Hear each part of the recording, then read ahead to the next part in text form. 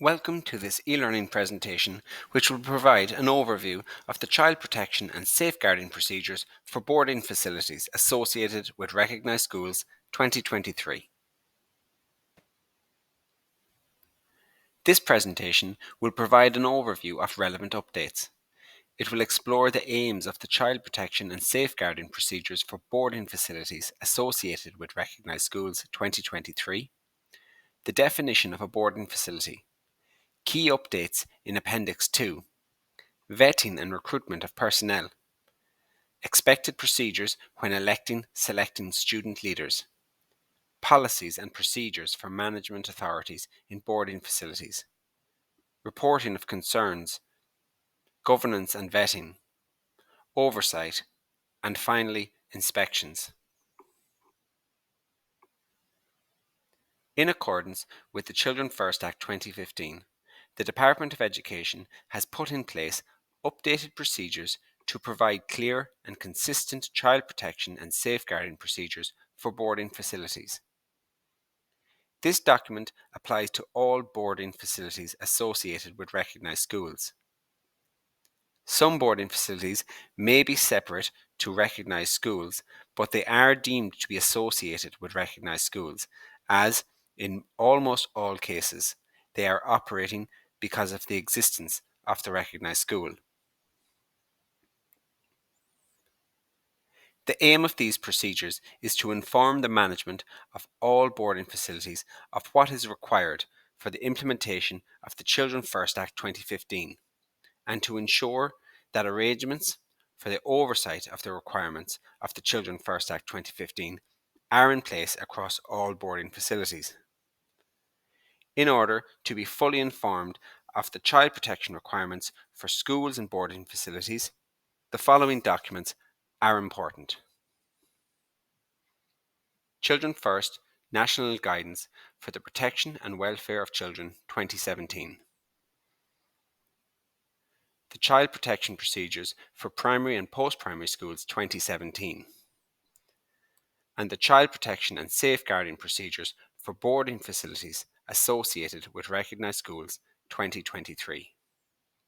These documents can be accessed on the Department of Education website at gov.ie. A boarding facility is one which provides accommodation to students or pupils on site. Boarding facilities are attached or associated with a recognised school and operate because of the existence of the recognised school. Typically, a boarding facility provides boarders with sleeping, bathroom, dining, and study facilities. In a number of boarding facilities, boarders can avail of additional sports and recreation activities, but this provision is at the discretion of the management authority of the boarding facility. A boarding facility may operate under the governance of the Board of Management of a recognised school.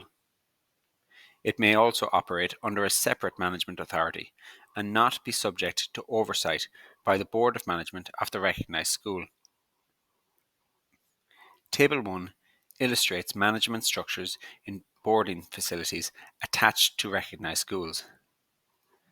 Please pause this presentation to allow some time to become familiar with the content of this table.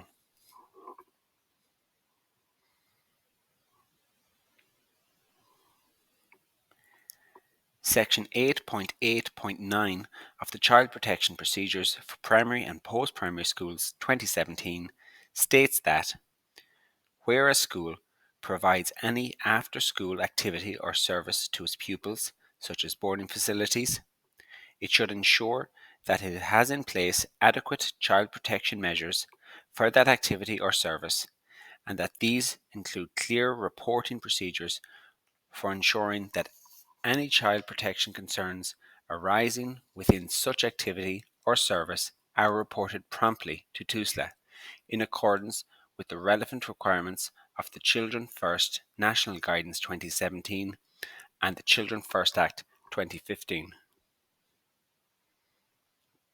Such procedures should include clearly documented procedures for ensuring that the DLP of the school is kept appropriately informed of any child protection concerns that arise within the activity or service concerned.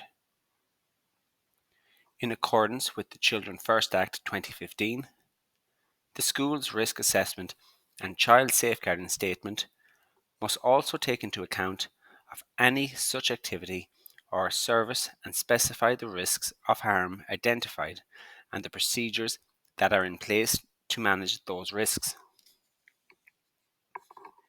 These procedures have been developed to complement the 2017 Child Protection Procedures.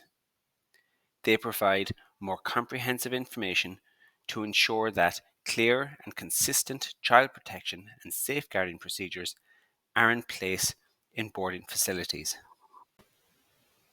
Vetting and recruitment of personnel. During the initial period of employment, procedures should be put in place to ensure that the employee understands the values, vision, aims, and policies of the school, including the school's child protection and safeguarding policy. Ensure that the employee is clear about the professional standards and boundaries in respect of child protection and safeguarding and promoting the well-being of the pupils or students. Enable the management authority to quickly identify any potential problems or difficulties in relation to child protection and safeguarding. Aside from the mandatory vetting process, management authorities of boarding facilities should ensure that robust procedures are in place for checking the references and suitability of all staff prior to the commencement of their role in the boarding facility. Student leaders.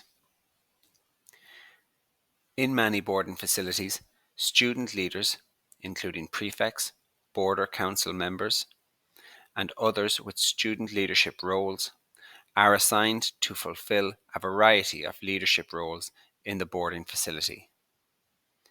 The nature of these student leadership roles can vary significantly from one boarding facility to another. In all cases where student leadership roles exist, the management authority of the boarding facility should have a code of behaviour in place that sets out the boundaries and responsibilities associated with the role of student leader. Student leaders, once assigned, should be provided with age-appropriate training prior to commencing their role. This training should ensure that student leaders are clear about boundaries in respect of child protection, include appropriate guidance on the use of authority, ensure that student leaders are aware of what steps to take in the event of breaches of the code of behaviour by other students or staff members, ensure that student leaders are familiar with the relevant school policies, including the school's child protection and safeguarding policy. The child protection and safeguarding procedures for boarding facilities associated with Recognised Schools 2023 specifically references a list of responsibilities that must be carried out by the management authorities of these boarding facilities. The procedures states that management authorities of boarding facilities must ensure that it has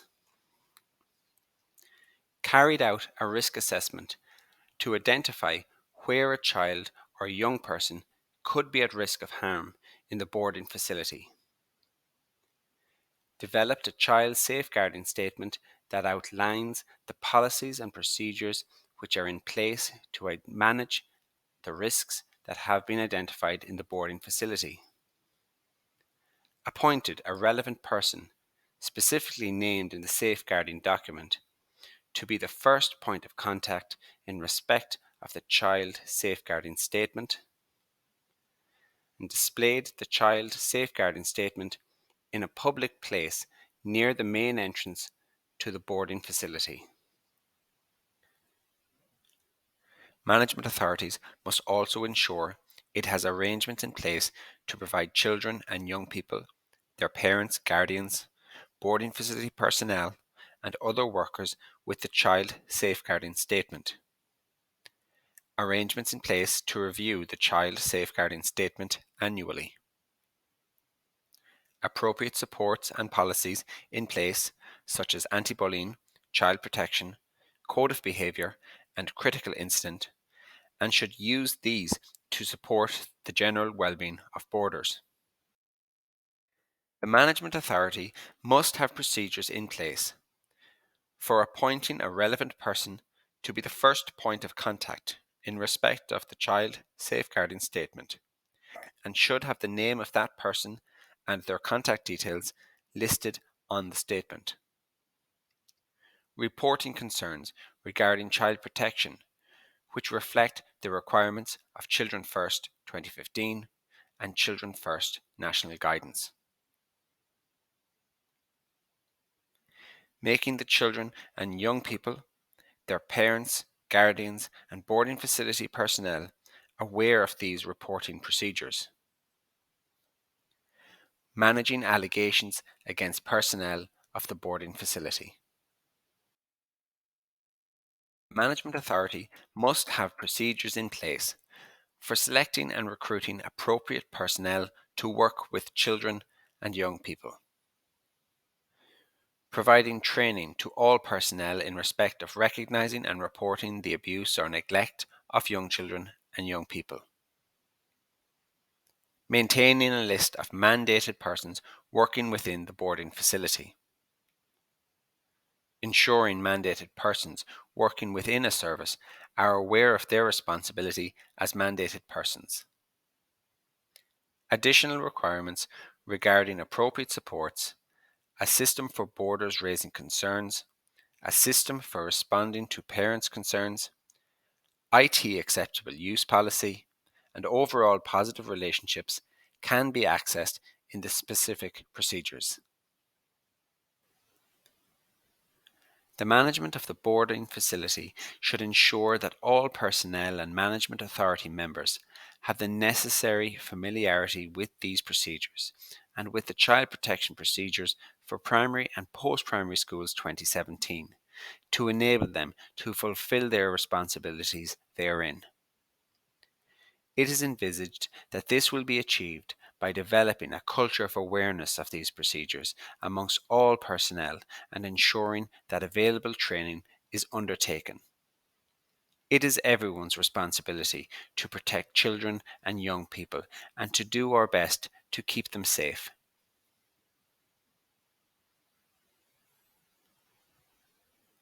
The Children First Act 2015 places a legal obligation on certain people to report child protection concerns at or above a defined threshold to TUSLA.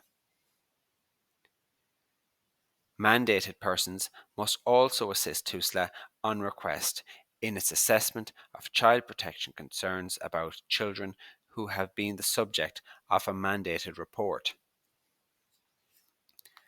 A list of mandated persons should be maintained and made available by the management of the boarding facility. Specific guidance is included in these procedures regarding the reporting of child protection concerns. The following offers overarching guidance when reporting concerns of child protection associated with boarding facilities.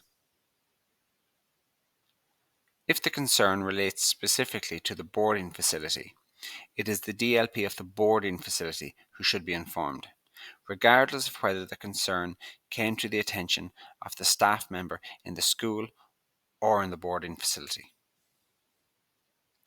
If the concern is reported to the DLP of the school, in the case where the DLP of the school is not the DLP of the boarding facility, in addition to informing the DLP of the boarding facility, the DLP of the school should follow the child protection procedures for primary and post-primary schools 2017 in relation to the reporting of concerns.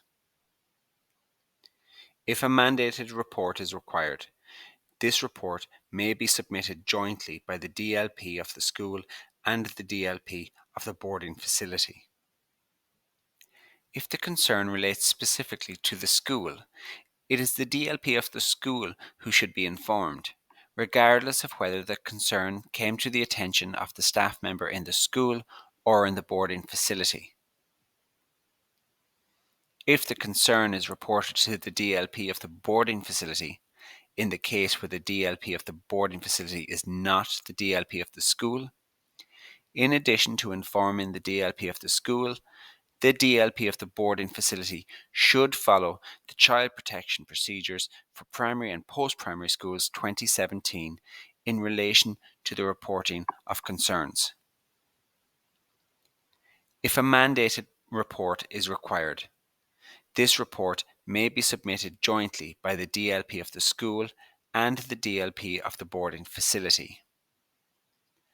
Where an allegation of abuse is made against the DLP of the school or the boarding facility, the chairperson of the relevant management authority shall assume the role normally undertaken by the DLP under Section 5.6 of the Child Protection Procedures for Primary and Post-Primary Schools 2017.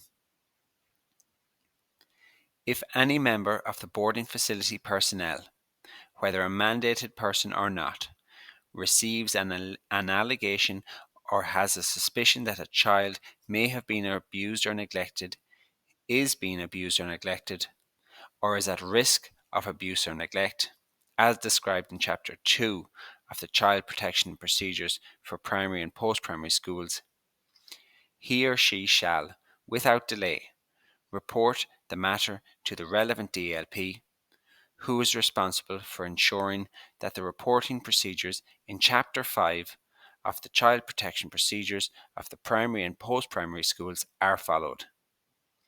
In addition, registered teachers, as mandated persons, are required to follow the procedures at Section 5.2 of the Child Protection Procedures for Primary and Post-Primary Schools.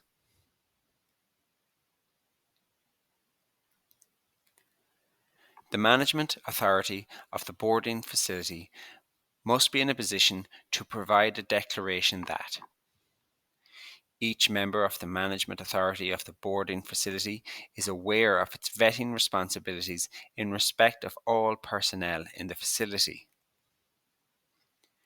Each member of the management authority of the boarding facility has fulfilled its vetting responsibilities in respect of all personnel in the facility. Each member of the management authority of the boarding facility is aware of their responsibilities in respect of the requirement to adhere to the child protection procedures for schools. The management authority of the boarding facility should meet at least once per term. A Child Protection Oversight Report, CPOR, for the boarding facility should be presented at each meeting of the management authority. As you can see from Table 2, there are specific requirements for management authorities around the presentation of a CPOR to the board, depending on the type of management structure that exists in the school or boarding facility. The table outlines these requirements as follows. If there is a single management and one DLP, 2 CPORs are required, one for the school and one for the boarding facility. If there are 2 DLPs, then separate CPORs need to be presented to the management authority by each DLP. In the case of a single DLP reporting to a single board of management, the board has the discretion to decide if a single child protection oversight report covering both the school and the boarding facility will suffice. If there is separate management and one DLP, the DLP presents a separate CPOR for each managing authority. If there are 2 DLPs, each DLP presents a CPOR to their respective management authority. It is important to note that if the DLP of the school reports a concern to the DLP of the boarding facility, or vice versa, The person who raised the concern as a mandated person must abide by the requirements of Section 5.2 of the Child Protection Procedures for Primary and Post-Primary Schools with regard to action to be taken when a registered teacher has a concern or action to be taken by all school personnel, teaching and non-teaching. Also, the DLP to whom the concern was referred must adhere to the requirements of Section 5.3 of the Child Protection Procedures for Primary and Post-Primary Schools 2017. Oversight arrangements should be in line with Chapter 9 of the Child Protection Procedures for Primary and Post-Primary Schools 2017. The Inspectorate of the Department of Education will include boarding facilities associated with recognised schools as part of its programme of inspection in recognised schools. It is envisaged that these inspections will include child protection checks in the boarding facility at the level appropriate to the inspection model in question in the school. Further information is contained in the document Child Protection Monitoring by the Inspectorate.